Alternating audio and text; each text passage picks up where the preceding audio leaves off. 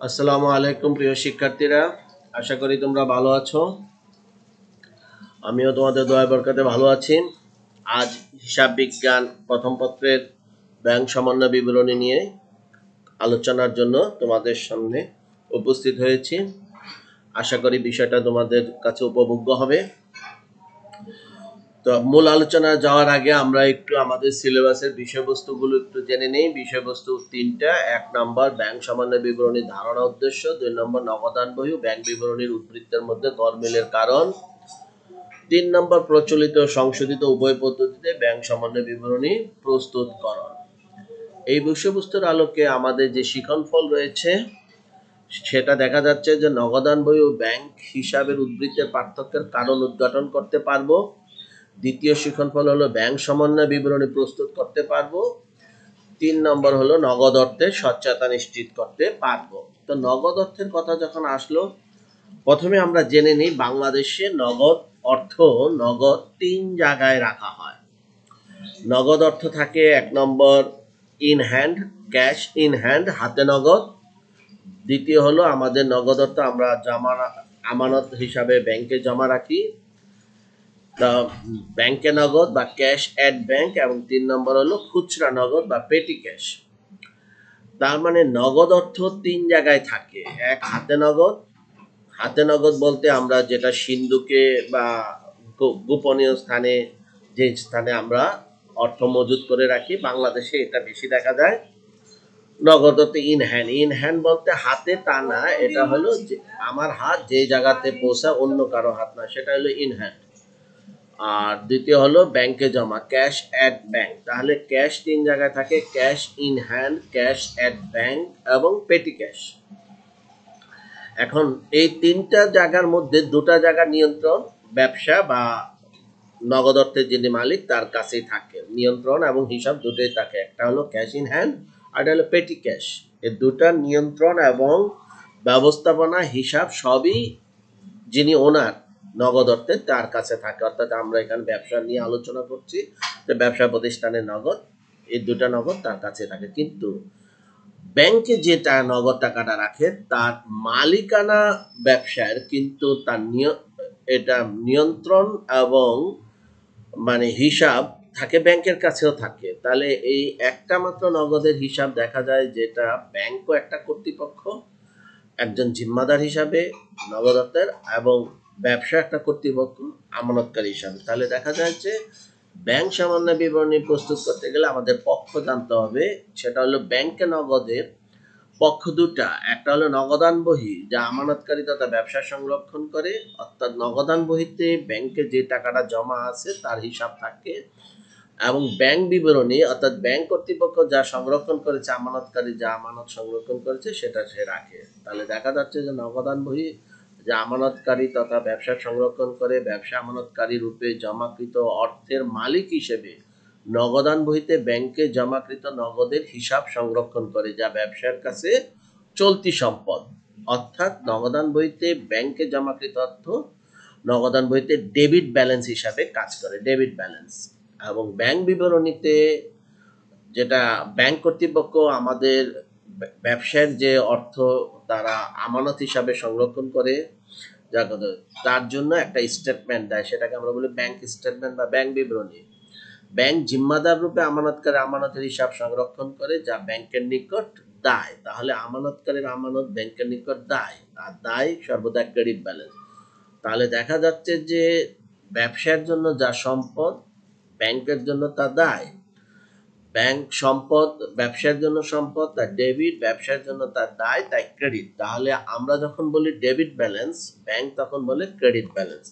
এই দুটো কথা আমাদের একদম মনে রাখতে হবে যে ব্যাংক সমন্বয় বিবরণীতে নগদান বহি হলো ডেবিট ব্যালেন্স, এবং ব্যাংক স্টেটমেন্টে সে ব্যালেন্সটাকে শো করে ক্রেডিট ব্যালেন্স হিসাবে, এজ এ দায় বা লায়াবিলিটি হিসাবে। ব্যাংকের নিকট আমানতকারীর আমানত একটা দায়, কারণ তার এই আমানত অবশ্যই আমানতকারীর নিকট ফিরিয়ে দিতে হয়।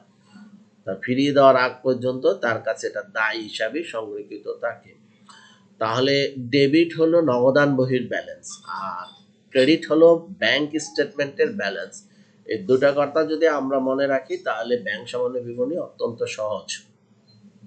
এবার আসা যাক যে একটা নির্দিষ্ট তারিখে নগদান বহির জের এবং ব্যাংক বিবরণীর জের সমূহের মধ্যে গড়মিলের কারণ মোটামুটি আমরা ৬টা কারণ বলতে পারি। এই ৬টা কারণের ১ নম্বরটা হলো অপরিশোধিত চেক সমূহ, অর্থাৎ ব্যবসা বিভিন্ন পাওনাদার বরাবর যে চেক সমূহ ইস্যু করেছে কিন্তু ব্যাংক কর্তৃক তা এখনো পরিশোধিত হয়নি, সেগুলোকে আমরা বলি অপরিশোধিত চেক বা আউটস্ট্যান্ডিং চেক। আবার ব্যবসায় যে চেক দেনাদার থেকে যে চেক সমূহ পেয়ে ব্যাংকে জমা দিয়েছে কিন্তু ব্যাংক কর্তৃপক্ষ এখনো তা আদায় করে অ্যাকাউন্ট হোল্ডারে অর্থাৎ ব্যবসায়ের অ্যাকাউন্টে জমা দিতে পারেনি, এখনো জমা করতে পারেনি, সেগুলোকে আমরা বলি ডিপোজিট ইন ট্রানজিট বা প্রতিমধ্যস্থ জমা। তাহলে দেখা যাচ্ছে ব্যবসায় যে চেক ইস্যু করে তা এখনো ব্যাংক লিপিবদ্ধ করেনি বা পরিশোধ করেনি। আর এটা হলো ব্যবসায় যে চেকগুলো জমা দিয়েছে আদায়ের জন্য, সেই চেকের টাকা এখনো পর্যন্ত আদায় না হওয়া পর্যন্ত সেগুলো ডিপোজিট ইন ট্রানজিট। এই দুটো ব্যবসার পক্ষ থেকে হয়ে থাকে। আর বাকিগুলো হলো দেখা যাচ্ছে যে আবার ব্যাংক ব্যবসার হয়ে অনেক কাজ করে দেয়, যেমন ব্যাংক ব্যবসার হয়ে সরাসরি কিছু টাকা আদায় করে। আজকাল এটা অহরহ ঘটে যে ব্যাংক কর্তৃক আদায়কৃত জমা সমূহ যা নগদানভুক্ত হয়নি, আবার ব্যাংক কর্তৃক পরিশোধিত দাবি সমূহ, যেমন ব্যাংকের কিছু কাছে আমরা যদি কিছু স্ট্যান্ডিং অর্ডার দিয়ে রাখি, যেমন বীমা প্রিমিয়াম বা বাড়ি ভাড়া বা বিভিন্ন পরিশোধ দায় সমূহ যদি পরিশোধ করার জন্য নির্দেশ দেয় ব্যাংক, সেগুলো সময় মতো ঠিকই পরিশোধ করে, কিন্তু ওই সময়ের মধ্যে যদি আমরা নগদানভুক্ত করতে ভুলে যাই বা না হয়, আর এটা হলো ব্যাংক আমাদের হয়ে নানা রকম কাজ করার জন্য তাকে আমরা একটা রাইট দিয়ে রেখেছি যে সে সার্ভিস চার্জ হিসাবে কেটে রাখতে পারবে আমাদের অ্যাকাউন্ট থেকে টাকা, যা আমরা এখনো জানি না। ব্যবসা হিসাবে আমরা এখনো জানি না স্টেটমেন্ট না পাওয়া পর্যন্ত যে কি পরিমাণ সার্ভিস চার্জ তারা কেটে নিয়েছে। তা ব্যাংক কর্তৃক পরিশোধিত দাবি সমূহ যা নগদানভুক্ত হয়নি, সে আর একটা হলো যে বুককিপার যদি কোনো ভুল করে, ব্যাংক যদি সে ভুলটা না করে তাহলে গরমিল হবে। আর একটা হলো ব্যাংক যদি অনেক সময় মাঝে মধ্যে, এটা খুব রেয়ার কিন্তু হয়ে যেতে পারে, ব্যাংকের ভুল সমূহ, তাহলে দেখা যাচ্ছে একটা নির্দিষ্ট তারিখে নিম্নলিখিত ৬টা কারণে একটা গরমিল দেখা যায়। ১ নম্বর হলো অপরিশোধিত চেক সমূহের কারণে আউটস্ট্যান্ডিং চেক, ২ নম্বর হলো ডিপোজিট ইন ট্রানজিট বা প্রতিমধ্যস্থ জমা সমূহের জন্য, ৩ নম্বর হলো ব্যাংক কর্তৃক আদায়কৃত জমা সমূহ যা নগদানভুক্ত হয়নি, ৪ নম্বর হলো ব্যাংক কর্তৃক পরিশোধিত দাবি সমূহ যা নগদানভুক্ত হয়নি, এবং ৫ নম্বর হলো হিসাব রক্ষকের কোনো ভুল হলে বুককিপারস এরর, আর একটা হলো ব্যাংকার্স এরর। এ হলো আমাদের বিষয়। এখন নগদান বহি এবং ব্যাংক বিবরণী এই দুটা স্টেটমেন্টের জের। এবার আমরা মূল একটা পয়েন্ট অবশ্যই খেয়াল রাখবো যে গরমিল হলে যে একটা নির্দিষ্ট তারিখে ক্যাশ বুক বলতেছে একটা ব্যালেন্স, আবার ব্যাংক স্টেটমেন্ট সে একই টাকার জমা খরচের হিসাব রেখে তারা বলতেছে আরেকটা ব্যালেন্স, তাহলে ব্যালেন্স শিটে আমরা কোন ব্যালেন্সটা শো করব এই প্রশ্নে, কারণ ট্রায়াল ব্যালেন্স তৈরি হয় নগদান বহির ভিত্তিতে। আমরা যে ট্রায়াল ব্যালেন্স তৈরি করি, ট্রায়াল ব্যালেন্সের পরের কাজই হলো আর্থিক বিবরণী সমূহ প্রস্তুত করা, অর্থাৎ আয় ব্যয় এবং ব্যালেন্স শিট তৈরি করা। আর ব্যালেন্স শিটের একটা গুরুত্বপূর্ণ আইটেম হলো ক্যাশ এট ব্যাংক বা ব্যাংকে নগদ পরিমাণের জের উল্লেখ করতে হবে। কোন জেরটা আমরা উল্লেখ করব, সেটা কি নগদান বহির জের নাকি ব্যাংক বিবরণীর জের, নাকি উভয় জেরকে সমন্বয়ের মাধ্যমে যে জেরটা আমরা সমন্বিত করে পাবো সেই জের? তাহলে অবশ্যই নগদান বহির জের এবং ব্যাংক বিবরণীর জের দুটার কোনোটাই অন্তর্ভুক্ত হবে না, হবে সমন্বয়ের মাধ্যমে যে জেরটা পাওয়া যাবে সেই জেরটাই ব্যালেন্স শিটে যাবে। তাহলে দেখা যাচ্ছে যে ব্যাংক সমন্বয় বিবরণী প্রস্তুত করা একজন হিসাব রক্ষকের জন্য অত্যন্ত গুরুত্বপূর্ণ কাজ। বাস্তব জীবনে এইটা অত্যন্ত গুরুত্বপূর্ণ যে ব্যাংক সমন্বয় বিবরণী প্রস্তুত না করলে আমরা ব্যালেন্স শিট তৈরি করতে পারবো না। ব্যালেন্স শিট পরিপূর্ণ, পূর্ণাঙ্গ এবং আমরা যেটা বলি অ্যাকুরেট, নির্ভুলভাবে তৈরি করতে হলে অবশ্যই ব্যাংক সমন্বয় বিবরণী প্রস্তুত করে নিতে হবে। ব্যাংক সমন্বয় বিবরণী, ব্যাংক ব্যালেন্স যতক্ষণ পর্যন্ত সমন্বিত বা মিল করে না নেওয়া হবে ততক্ষণ পর্যন্ত আমাদের ব্যালেন্স শিট অ্যাকুরেট বা নির্ভুল, আমরা যেটা বলি যথাযথ নির্ভুল, শুধু ট্রায়াল ব্যালেন্সের ভিত্তিতে, নগদান বহির্জেরের ভিত্তিতে যদি ব্যালেন্স শিট করি তাহলে অবশ্যই ব্যালেন্স শিট মিলে যাবে। সেটা ব্যালেন্স শিট মিলে যাওয়া মানে হলো এটা কারেক্ট হয়েছে, কিন্তু অ্যাকুরেট বা যথাযথ নির্ভুল হয়নি। অ্যাকুরেট হতে হলে হিসাব, আমরা বলি ব্যবসায় ভাষা হলো হিসাব বিজ্ঞান, তাহলে হিসাব বিজ্ঞানের ভাষা হবে একেবারে নির্ভুল, যথাযথ এবং নিখুঁত। তাই এই নিখুঁত ভাষা পাওয়ার জন্য ব্যালেন্স শিট তৈরি করার পূর্বে অবশ্যই ব্যাংক সমন্বয় বিবরণী, আমরা যেটা বলি ব্যাংক রিকনসিলিয়েশন স্টেটমেন্ট, প্রস্তুত করতেই হবে। তাহলে ব্যাংক সমন্বয় বিবরণী প্রস্তুত করা দেখা যায় একজন হিসাব রক্ষকের জন্য অত্যন্ত গুরুত্বপূর্ণ কাজ। ব্যাংক সমন্বয় বিবরণী তৈরি করার দুটা পদ্ধতি আছে, একটা সনাতন পদ্ধতি আর একটা হলো আধুনিক বা সংশোধিত জ্যার পদ্ধতি। সনাতন পদ্ধতিটা বাস্তবে একেবারেই অগ্রহণযোগ্য, অগ্রহণীয়, এটা কোনো কাজই করে না, কিন্তু তারপরে যত আমাদের সিলেবাসে এটা আছে আমাদেরকে জানতে হয়। এটা হলো অনেকটা কানামাছি বো খেলার মতন, অর্থাৎ নগদান বহির জের দেওয়া হবে, এখন কিছু সমস্যা বলা হবে, গরমিলের কারণ বলা হবে, সেই গরমিলের কারণগুলো যোগ বিয়োগের মাধ্যমে ব্যাংক বিবরণীর জের তৈরি করতে হবে। ব্যাংক বিবরণীর জের কত ছিল সেটা বের করতে হবে। অর্থাৎ নগদান বহির জের দিয়ে দিলাম, এবার ব্যাংক বিবরণীর জের তৈরি করো, অথবা ব্যাংক বিবরণীর জেরটা বলে দিলাম, নগদান বহির জের তৈরি করো, জের কত ছিল সেটা বের করো। দুটা জেরের একটা জের দেওয়া থাকবে, আরেকটা জের বের করতে হবে, অর্থাৎ একটা দেওয়া থাকলে আরেকটাকে ছুতে হবে, কানামাছি খেলার মতো। কিন্তু এটা বাস্তবে একেবারে অগ্রহণীয়। বাস্তবে যে পদ্ধতিটা গ্রহণীয় সেটা হলো সংশোধিত জের পদ্ধতি। আমরা দুটাই এখন দেখে নিই, যেহেতু আমাদের সিলেবাসে আছে, কিছু করার নেই, আমাদেরকে সেভাবেই পড়তে হবে। সনাতন পদ্ধতিতে নগদান বহির জের যদি দেওয়া থাকে তাহলে আমাদের পরের কাজ হলো তার সাথে যোগ হবে, কিছু কিছু বিয়োগ হবে, অর্থাৎ গড়মিলের কিছু কারণ যোগ হবে, গড়মিলের কিছু কারণ বিয়োগ হবে। তো কোনগুলো যোগ হবে তার সূত্র হলো এক সিম্পল, যে কোনো পক্ষের ক্রেডিট আইটেমগুলো যোগ হবে এবং বিয়োগ হবে যে কোনো পক্ষের ডেবিট আইটেমগুলো। এখানে আরেকটা সহজভাবে বলতে পারি, তার মানে নগদান বহির জের যদি দেওয়া থাকে ব্যাংক বিবরণী জেরের কাছে পৌঁছতে হলে নগদান বহিতে যে ঘটনাগুলো ঘটে গেছে কিন্তু ব্যাংক বিবরণীতে তা এখনো উল্লেখ হয় নাই, সেগুলোকে রিভার্স করতে হবে, সেগুলোকে রিভার্স করে ফেলতে হবে। অর্থাৎ যদি এগিয়ে যায় নগদান বহির জের কিন্তু ব্যাংক বিবরণীতে তালিকাবদ্ধ না হয় তাহলে পিছিয়ে আসতে হবে, আর যদি পিছিয়ে যায় তাহলে এগিয়ে আসতে হবে। আর ব্যাংক বিবরণীতে যা যা ঘটেছে সেগুলোকে ঘটিয়ে দিতে হবে নগদান বইতে। অর্থাৎ নগদান ব্যাংক বিবরণীতে যদি জের বেড়ে যায় তাহলে নগদান বইয়ের সাথে সেটা যোগ হবে, নগদান ব্যাংক বিবরণীতে যদি কমে যায় তাহলে সেটা বিয়োগ হবে। এই হলো সনাতন পদ্ধতি।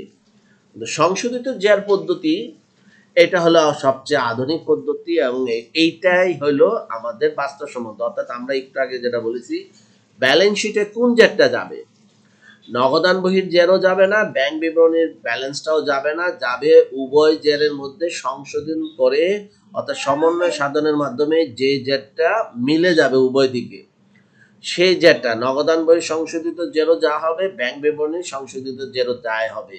উভয় জের যখন মিলে যাবে তখন আমরা বলতে পারবো আমাদের ব্যাংক সমন্বয় বিবরণী সঠিক এবং এই জেরটাই যাবে ব্যালেন্স শিটে। সুতরাং এই পদ্ধতিটাই হলো প্রকৃত ব্যাংক সমন্বয় বিবরণীর মূল পদ্ধতি, এটাই। কিন্তু এটা আমাদের সিলেবাসে আছে, কিন্তু পরীক্ষার সময় দেখা যায় এই পদ্ধতিতে অঙ্ক খুবই কম আসে। পরীক্ষাতে দেখা যায় আমাদের সনাতন পদ্ধতির অঙ্ক যেটা একেবারেই অগ্রহণযোগ্য সেটাই বেশি আসে, কিন্তু কিছু করার নেই। দুইটাই আমাদের ছাত্র যে স্টুডেন্ট আমাদের দুই পদ্ধতি জেনে রাখতে হবে। প্রথমে আমরা জেনে নিই নগদান বহির ব্যালেন্স এবং ব্যাংক বিবরণীর ব্যালেন্স দুটাই এখানে প্রশ্ন উল্লেখ থাকবে। দুই জের আমরা দুই পাশে রাখবো, বাম পাশে নগদান বহির জের রাখতে পারি, ডান পাশে ব্যাংক বিবরণীর জের রাখতে পারি। এখন নগদান বহির যে ঘটনাগুলো নগদান বহিতে ঘটেছে কিন্তু ব্যাংক বিবরণীতে ঘটেনি সেগুলো ব্যাংক বিবরণীতে যোগ বিয়োগ হবে, আর ব্যাংক বিবরণীর যে ঘটনাগুলো এখনো নগদানভুক্ত হয়নি সেগুলো নগদান বহিতে যোগ বিয়োগ করব। এটা একদম সহজ এবং সুন্দর একটা পদ্ধতি।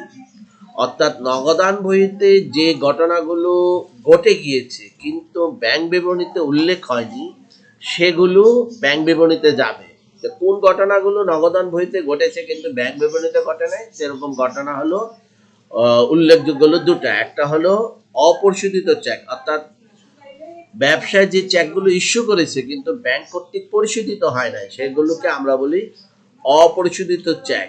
আর ব্যাংক যা নগদান বইতে যে চেকগুলো ইস্যু হয়েছে সেগুলো হলো ক্রেডিট, অর্থাৎ নগদান বই থেকে বিয়োগ হয়ে গিয়েছে, তাহলে এবার ব্যাংক বিবরণীর যে সাথে এটা বিয়োগ হবে। আরেকটা হলো যে ডিপোজিট ইন ট্রানজিট, অর্থাৎ আদায়ের জন্য জমাকৃত চেক যেগুলো এখনো ব্যাংক বিবরণীতে উল্লেখ হয় নাই, তা আদায়ের জন্য যখন আমরা জমা দিই নগদান বইতে তা ডেবিট হয়েছে, এখন ব্যাংক বিবরণীর জেরের সাথে সেই ডেবিট আইটেমগুলো যোগ করতে হবে। তাহলে এটা অত্যন্ত সহজ, অর্থাৎ নগদান বইতে যে ঘটে গেছে যে দুটা ঘটনা যা এখনো ব্যাংক বিবরণীতে ঘটেনি তা ওখানে যোগ করতে হবে। তাহলে ডিপোজিট ইন ট্রানজিট অর্থাৎ যেটা ডেবিটে ছিল সেগুলো যোগ হবে। আর আউটস্ট্যান্ডিং চেক বা অপরিশোধিত চেক যেগুলো নগদান বহিতে ক্রেডিট হয়েছে কিন্তু এখনো ব্যাংক বিবরণী থেকে বাদ যায়নি, সেগুলো বিয়োগ করতে হবে ব্যাংক বিবরণীতে। এই হলো ব্যাংক বিবরণী। আর নগদান বহিতে কোনগুলো যোগ বিয়োগ হবে, যে ঘটনাগুলো ব্যাংক বিবরণীতে উল্লেখ আছে কিন্তু নগদান বহিতে এখনো লিপিবদ্ধ হয়নি, অর্থাৎ যে ঘটনাগুলো আমরা বলেছি একটু আগে যে ব্যাংক আমাদের অ্যাকাউন্টে যখন টাকা জমা করে তখন তারা বলে ক্রেডিট, অর্থাৎ যে আইটেমগুলো ব্যাংকে ক্রেডিট হয়েছে ক্রেডিট অ্যাডভাইস সেগুলো যোগ হবে নগদান বইয়ের সাথে। এবং ব্যাংক যখন আমাদের অ্যাকাউন্ট থেকে ব্যবসায়ের অ্যাকাউন্ট থেকে টাকাগুলো মাইনাস করে বা পরিশোধ করে তখন ব্যাংক করে ডেবিট, তাহলে ডেবিট আইটেমগুলো নগদান বইতে বিয়োগ করতে হবে, অর্থাৎ যে কোনো পক্ষের ক্রেডিট আইটেম যোগ হবে, যে কোনো পক্ষের ডেবিট আইটেম বিয়োগ হবে। নগদান বহির জেরের সাথে এই যোগ বিয়োগগুলো করলে আমরা নগদান বহির সংশোধিত জের পাবো, এবং উভয় দিকের জের অর্থাৎ নগদান বহির সংশোধিত জের এবং ব্যাংক বিবরণীর সংশোধিত জের দুটোই যখন সমান হয়ে যাবে মিলে যাবে তখন আমরা বলবো এটা মিলকরণ হয়েছে, ব্যাংক সমন্বয় বিবরণী কমপ্লিট হয়ে যাবে। এবং ব্যাংক সমন্বয় বিবরণী একটা নির্দিষ্ট তারিখের জন্য তৈরি করতে হয়, এটা কোনো হিসাব কালের ব্যালেন্স না, এটা একটা নির্দিষ্ট তারিখ, পয়েন্ট অফ টাইম, এই কথাটা মনে রাখতে হবে। তাহলে ব্যাংক সমন্বয় বিবরণী করার সময় প্রথমে প্রতিষ্ঠানের নাম লিখবো, তারপরে ব্যাংক সমন্বয় বিবরণী লিখবো, এরপরে কোন তারিখের জন্য, সাধারণত হিসাবকালের শেষ তারিখেই, অর্থাৎ যে তারিখে আমরা ব্যালেন্স শিট তৈরি করতে চাই ব্যালেন্স শিটের তারিখ এবং ব্যাংক মিলকরণের তারিখ একই তারিখ হবে। তাহলে এবার আমরা একটা উদাহরণের সাহায্যে বোঝার চেষ্টা করি। আমরা একটা উদ্দীপক নিয়েছি কুমিল্লা বোর্ড 2019 সালের, কুমিল্লা বোর্ড 2019 সালের উদ্দীপকের প্রশ্নের উত্তরগুলো কি প্রশ্ন চেয়েছে সেটা আমরা পরে বলবো, আগে আমরা মূল ব্যাংক সমন্বয় বিবরণীটা সনাতন পদ্ধতিতে তৈরি করব, তারপর আমরা এটা এই উদ্দীপকের আলোকে আমরা সংশোধিত জের পদ্ধতিতে অঙ্কটা করব। প্রথমে আমরা জেনে নেই এখানে কুমিল্লা বোর্ড 2019 সালে প্রশ্নে বলা আছে নিম্নলিখিত তথ্যাবলী 31 মার্চ 2018 তারিখে জনাব জাহিনের হিসাব বই থেকে নেওয়া হয়েছে, একটু বানান ভুল আছে, জনাব জাহিনের হিসাব বই থেকে নেওয়া হয়েছে। এক নম্বর বলতেছে ব্যাংক বিবরণী অনুযায়ী ব্যাংক জমাতিরিক্ত। ব্যাংক জমাতিরিক্ত বলতে আমরা বুঝি এটা সাধারণত চলতি হিসাবের ক্ষেত্রে, ব্যবসায়ের চলতি হিসাবে, আমরা জানি চলতি হিসাব ব্যবসায়ীরা খুলে থাকে, ব্যাংকে যে আমানত খুলে সেটা চলতি হিসাব, আর চলতি হিসাবের যে আমানতের চেয়ে যদি বেশি হয়ে যায় অর্থাৎ যা আমানত তার চেয়ে যদি উত্তোলন বেশি হয়ে যায় তখন সেটা আমরা বলি জমাতিরিক্ত জের, সেটাকে আমরা বলি মাইনাস ফিগার, অর্থাৎ এটা ব্যাংকের কাছে আমাদের এক ধরনের জমাতিরিক্ত ঋণ, এটা একটা চলতি দায়ের মতো। তাহলে ব্যাংক বিবরণী অনুযায়ী ব্যাংক জমাতিরিক্ত 8,000 টাকা। 2 নম্বরে বলতেছে জমাকৃত চেক যা ব্যাংক ক্রেডিট করেনি 1,500 টাকা। 3 নম্বরে বলতেছে ইস্যুকৃত চেক যা ব্যাংকে উপস্থাপিত হয়নি 3,750 টাকা। 4 নম্বর বলতেছে ব্যাংক জমাতিরিক্তের সুদ যা নগদান বইতে লেখা হয়নি 100 টাকা। 5 নম্বরে বলতেছে ব্যাংক চার্জ 25 টাকা যা নগদান বইতে লেখা হয়নি। 6 নম্বর ব্যাংক কর্তৃক বিনিয়োগের সুদ আদায় যা নগদান বইতে লেখা হয়নি 750 টাকা। 7 নম্বর ব্যাংক কর্তৃক জীবন বীমার প্রিমিয়াম প্রদান 300 টাকা। তাহলে আলোচ্য উদ্দীপকে দেখতেছি এখানে শুধুমাত্র ব্যাংক বিবরণী ব্যাংক স্টেটমেন্টের ব্যালেন্সটাই দেওয়া আছে 8,000 টাকা, এটা ব্যাংক জমাতিরিক্ত জের হলো ডেবিট জের, আর ব্যাংক ব্যালেন্স যদি থাকতো তাহলে সেটা ক্রেডিট জের। তাহলে আমরা দেখতেছি শুধু একটা মাত্র ব্যালেন্স দেওয়া আছে কিন্তু ক্যাশ বুক অনুযায়ী ব্যালেন্স কত সেটা উল্লেখ নাই। তাহলে এই অঙ্কটা করতে হবে সনাতন পদ্ধতিতে, অর্থাৎ কানামাছি খেলার মতন। ব্যাংক বিবরণী অনুযায়ী ব্যালেন্স দেওয়া আছে, এখন আমাদের নগদান বই মোতাবেক ব্যালেন্সকে ছুঁতে হবে, তাহলে আমাদের সমস্যার সমাধান। তাহলে ব্যাংক বিবরণী অনুযায়ী জেন নিয়ে আমরা যখন নগদান বই অনুযায়ী ব্যালেন্স কত হবে সেটা বের করব, তাহলে তখন সেই বিবরণীকে বলবো সনাতন পদ্ধতিতে। তা প্রথমে আমরা সনাতন পদ্ধতিতে ব্যালেন্স তৈরি করার অঙ্কটা একটু দেখে নেই। এখানে আমরা দেখতেছি যে আমাদের ব্যাংক বিবরণী মোতাবেক ব্যাংক জমাতিতে যেটা প্রশ্ন উল্লেখ আছে ৮,০০০ টাকা, প্রশ্ন উল্লেখ আছে ৮,০০০ টাকা। এখন আমাদের এর সাথে কি যোগ হবে, আমরা বলেছি যাবতীয় ক্রেডিট গুলো যোগ হবে, অর্থাৎ এবং যাবতীয় ডেবিট গুলো বিয়োগ হবে। তাহলে ক্রেডিট গুলো কোনগুলো যোগ হবে, তাহলে দেখা যাক। প্রথমে আসে আমাদের বলতেছে যে অপরিশোধিত চেক, অর্থাৎ অপরিশোধিত চেক বলতেছে, এখানে বলতেছে ৩ নম্বর আইটেম। ৩ নম্বরে বলা আছে ইস্যুকৃত চেক যা ব্যাংকে উপস্থাপিত হয়নি ৩,৭৫০ টাকা।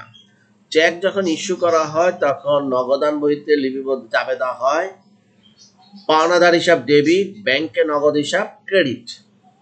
তাহলে দেখা যাচ্ছে যে এটা নগদান বইতে ক্রেডিট হয়েছে, কিন্তু এখনো ব্যাংক বিবরণীতে লিপিবদ্ধ হয়নি।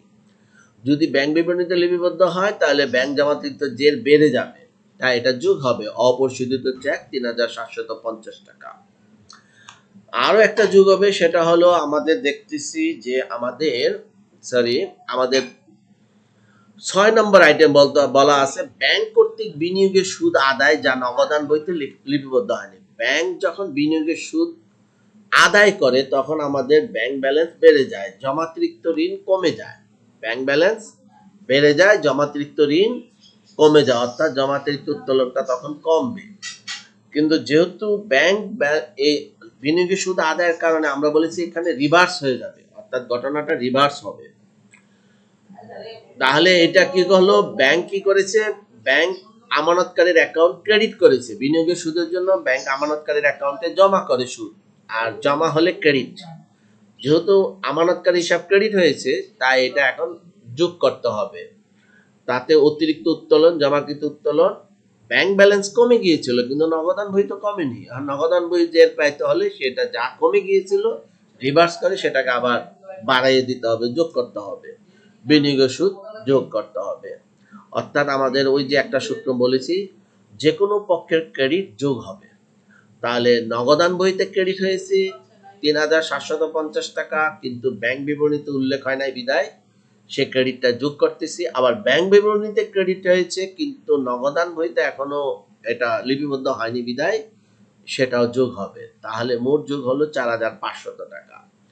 এইবার কোন কোন আইটেমগুলো বিয়োগ হবে, এক কথায় বলবো যে কোনো পক্ষের ডেবিট আইটেমগুলো বিয়োগ হবে। ডেবিট আইটেম অর্থাৎ যে কোনো বইতে যদি ডেবিট হয়ে যায় তাহলে সেটা যোগ হবে। এখন কোন কোন বইতে যোগ হয়েছে, তাহলে প্রথমে দেখতেছি আমাদের প্রশ্নে বলা আছে ২ নম্বর আইটেম জমাকৃত চেক যা ব্যাংক ক্রেডিট করেনি, কিন্তু নগদান বই কিন্তু ঠিকই ডেবিট করেছে। কারণ আমরা বলেছি শুরুতেই যে নগদান বই যখন ডেবিট করে ব্যাংক তখন ক্রেডিট করে, আবার ব্যাংক যখন ক্রেডিট করে নগদান বই তখন ডেবিট করে। তাহলে জমাকৃত চেক যা ব্যাংক ক্রেডিট করেনি, অর্থাৎ আদায়ের জন্য ব্যাংকে জমাকৃত চেক ব্যাংক কর্তৃক আদায় হয়নি, তাহলে এটা লিপিবদ্ধ হয়েছে নগদান বইতে। নগদান বইতে লিপিবদ্ধ হয়েছে কিভাবে, নগদান ব্যাংকে নগদ হিসাব ডেবিট, দেনাদার হিসাব ক্রেডিট। তাহলে এইটার জন্য নগদান বই ডেবিট হয়েছে কিন্তু ব্যাংক বিবরণীতে এটা লিপিবদ্ধ হয়নি বিদায় তাহলে এটা বিয়োগ হবে, অর্থাৎ যে কোনো পক্ষের ডেবিট বিয়োগ হবে ৮,০০০ টাকা। এরপরে বলা আছে আমাদের আরেকটা আইটেম ব্যাংক জমা ৪ নম্বর আইটেম ব্যাংক জমাতিরিক্তের সুদ যা নগদান বইতে লেখা হয়নি। ব্যাংক জমাতিরিক্তের সুদ, ওভারড্রাফটের উপর ব্যাংক সুদ যখন চার্জ করে তখন ব্যাংক সুদ চার্জ করলে আমাদের অ্যাকাউন্টে ডেবিট করেছে, অর্থাৎ আমাদের অ্যাকাউন্ট থেকে টাকাটা কেটে নিয়েছে। তাহলে ব্যাংক যখন ডেবিট করেছে কিন্তু নগদান বইতে লিপিবদ্ধ হয়নি তাহলে এটা বিয়োগ হবে। ঠিক তেমনি ভাবে ব্যাংক চার্জ করেছে ২৫ টাকা, তাহলে ব্যাংক যখন চার্জ করে তখন ব্যাংক স্টেটমেন্টে এটা ডেবিট হয়। কিন্তু এটা নগদানভুক্ত হয়নি বিদায় এখন এটা আমরা এখানে বিয়োগ হবে। এরপরে সরি ব্যাংক কর্তৃক জীবন বীমা প্রিমিয়াম প্রদান। ব্যাংক আমাদের হয়ে সরাসরি জীবন বীমা প্রিমিয়াম প্রদান করেছে ৩০০ টাকা। এই ৩০০ টাকার জন্য ব্যাংক আমাদের স্টেটমেন্টে এটা ডেবিট হয়েছে, তাহলে এই ডেবিটটার জন্য আমাদের এখানে বিয়োগ করতে হবে ৩০০ টাকা। তাহলে সর্বমোট দেখা যাচ্ছে যে বিয়োগ হয়েছে কত টাকা? সর্বমোট বিয়োগ হয়েছে ৮,৪২৫ টাকা। ৮,৪২৫ টাকা।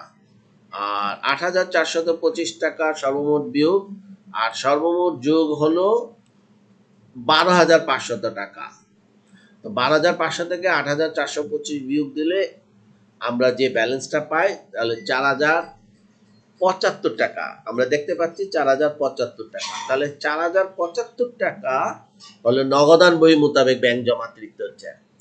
তাহলে দেখা যাচ্ছে যে ৩১শে মার্চ ২০১৮ তারিখে ব্যাংক বিবরণীতে জের হলো জমাতিরিক্ত জের ৮,০০০ টাকা, কিন্তু নগদান বহি মোতাবেক ব্যাংক জমাতিরিক্ত জের ছিল সেই তারিখে ৪,০৭৫ টাকা। এই হলো সনাতন পদ্ধতিতে। কিন্তু এখন দুইটা জেরের কোন জেরটা ব্যালেন্স শিটে যাবে বলতে পারবো আমরা?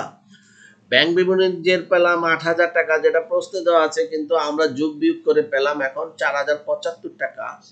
এটা নগদান বহি মোতাবেক ব্যাংক জমাতিরিক্ত জের, কিন্তু উভয় জেরের কোন জের ব্যালেন্স শিটে যাবে? ৮,০০০ টাকাও যাবে না, ৪,০৭৫ টাকাও যাবে না, যাবে কোনটা? অর্থাৎ সংশোধিত জের। তাহলে সংশোধিত জের পদ্ধতিতে যে জেরটা পাওয়া যায় সেই জেরটাই ব্যালেন্স শিটে যায়। তাহলে এবার আসো আমরা সংশোধিত জের পদ্ধতিতে এই অঙ্কটা যখন করতে যাব তখন আমাদের কিভাবে করব। উভয় জের সংশোধন পদ্ধতিতে আমরা দেখতেছি যে বাম দিকে আমরা রেখেছি নগদান বহি, ডান দিকে ব্যাংক বিবরণী।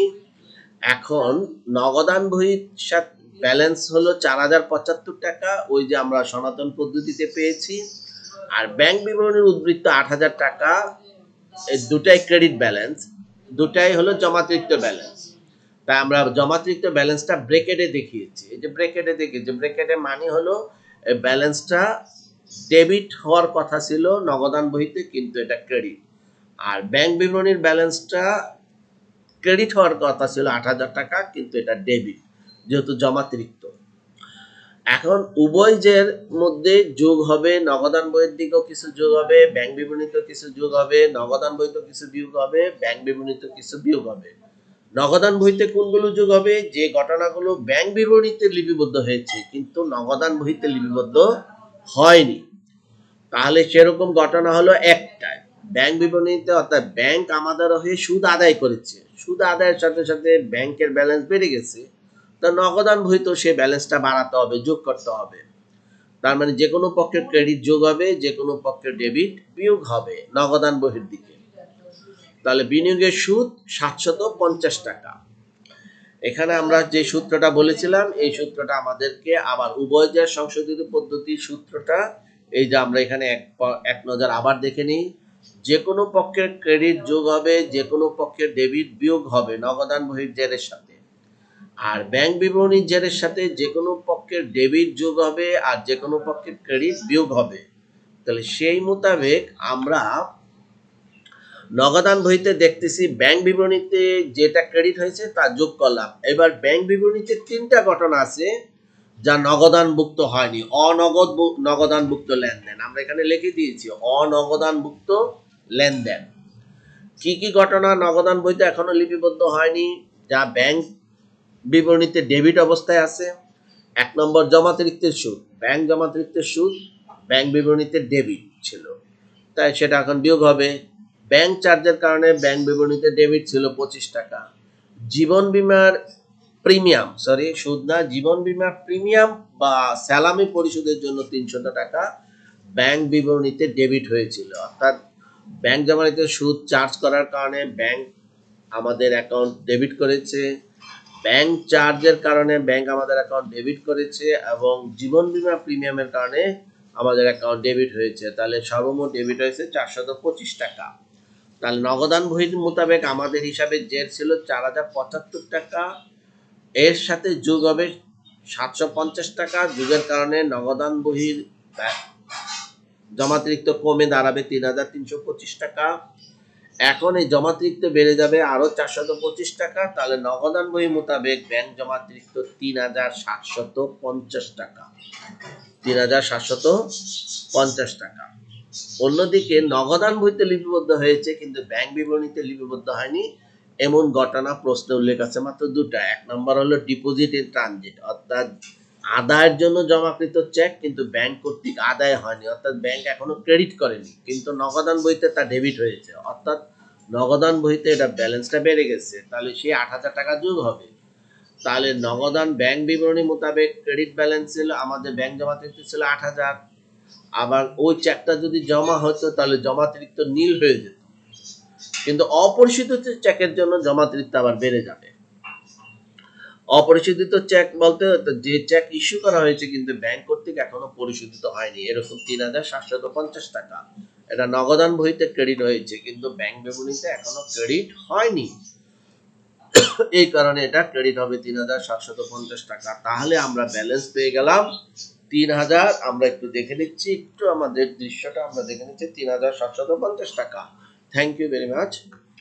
তাহলে এখন এইগুলো তো হলো বিবরণীর মাধ্যমে, কিন্তু হিসাবভুক্ত হয় না। বিবরণীর মাধ্যমে আমরা গড়মিলটা খুঁজে পেলাম, এখন হিসাবভুক্ত হয় জাবেদার মাধ্যমে। তাহলে দেখা যায় জাবেদাভুক্ত করলে সংশোধনী সমন্বয় দাখিলা দিলেই আমরা খতিয়ান হবে, খতিয়ানটা আমরা জেরগুলো নিয়ে গেলে আমরা অ্যাডজাস্টেড বা সমন্বিত রেয়ামিল পাবো, এবং সমন্বিত রেয়ামিল ব্যালেন্স শিটে যায়। শুধু রেয়ামিলের আইটেম কখনোই ব্যালেন্স শিটে যায় না, ব্যালেন্স শিটে যায় সমন্বিত আইটেমগুলো। তাহলে কোন দিকের যে যোগ বিয়োগগুলো ব্যালেন্স শিটে এই আমাদের জাবেদাভুক্ত হবে, সর্বদা মনে রাখতে হবে নগদান বহির দিকে যাবতীয় যোগ বিয়োগ, নগদান বহির দিকে যাবতীয় যোগ বিয়োগ জাবেদাভুক্ত হবে। যোগ আইটেমের জন্য জাবেদা হবে ব্যাংকে নগদ হিসাব ডেবিট, এবং যে আইটেমগুলো উল্লেখ আছে সেগুলো ক্রেডিট। আর বিয়োগ আইটেমের জন্য বিয়োগ আইটেমগুলো সব ডেবিট হবে এবং ব্যাংকে নগদ ক্রেডিট হবে। তাহলে আমরা এক নজর দেখে নিই, এখানে ডেবিট আইটেম হবে একটা, ক্রেডিট আইটেম হবে তিনটা। জাবেদায় যদি দেখতে চাই তাহলে এক নজর আমরা জাবেদা হবে এরকম: ব্যাংকে নগদ হিসাব ডেবিট 750 টাকা, সুদ আয় হিসাব ক্রেডিট 750 টাকা, এবং ক্রেডিট হবে তিনটা আইটেম আমরা বলেছি। এক নম্বর হলো সুদ খরচ হিসাব ডেবিট 100 টাকা, ব্যাংক চার্জ হিসাব ডেবিট 25 টাকা, জীবন বীমা প্রিমিয়াম এক মালিকানা কারবারের জন্য, যেহেতু মিস্টার জাহিন, জনাব জাহিন এক মালিকানা কারবারের জন্য জীবন বীমা প্রিমিয়াম উত্তোলন, ব্যক্তিগত উত্তোলন হিসাবে গণ্য হবে, তো উত্তোলন হিসাব ডেবিট 300 টাকা, আর ব্যাংকে নগদ মোট ক্রেডিট হবে 425 টাকা। তাহলে আমরা দেখতেছি সুদ খরচ হিসাব ডেবিট 100 টাকা, ব্যাংক চার্জ হিসাব ডেবিট 25 টাকা, এবং উত্তোলন হিসাব ডেবিট 300 টাকা। তাহলে ব্যাংকে নগদ ক্রেডিট হয়ে যাচ্ছে 425 টাকা। এই হলো আমাদের মোটামুটি, অর্থাৎ যতক্ষণ পর্যন্ত ব্যাংক সমন্বয় বিবরণী তৈরি করে ব্যাংক সমন্বয় সংক্রান্ত দাখিলা না দেওয়া হবে ততক্ষণ পর্যন্ত আমাদের ব্যালেন্স শিট প্রস্তুত করা সম্ভব হবে না। অর্থাৎ সমন্বয় দাখিলার মাধ্যমে সমন্বিত রেয়ামিল তৈরির পরেই আমাদের ব্যালেন্স শিট তৈরি করতে হবে। তাহলে সঠিক এবং যথাযথ correct and accurate balance sheet তৈরি করার নিমিত্তে ব্যাংক সমন্বয় বিবরণী হিসাব বিজ্ঞানের একটা খুবই গুরুত্বপূর্ণ অধ্যায়। এতক্ষণ ধরে আমরা সেটা তোমাদের সামনে উপস্থাপন করে অনুধাবন করার চেষ্টা করেছি। আশা করি তোমাদের বুঝতে সাহায্য করেছে এই লেকচার। ভবিষ্যতে আমরা আরো বিস্তারিত আলোচনা করব। আজকের মতো আলোচনা এখানেই সমাপ্ত ঘোষণা করছি। সুস্থ থাকো, ভালো থাকো, মঙ্গলে থাকো। Thank you very much.